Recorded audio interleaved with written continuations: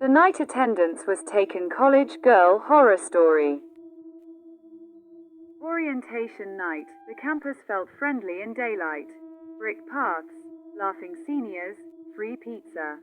At night, the bell tower rang once too many times. Mira noticed the campus map listed Old Hall, but no arrows pointed to it. A senior smiled and said, "You'll find it when you're meant to."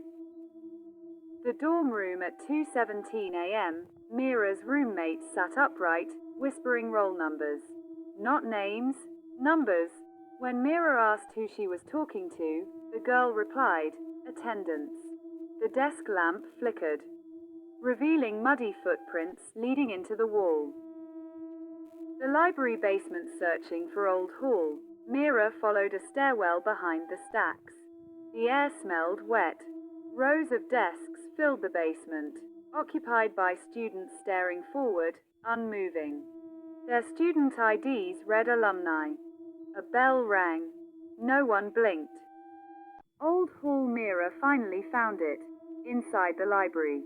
Old Hall wasn't a building, but a room.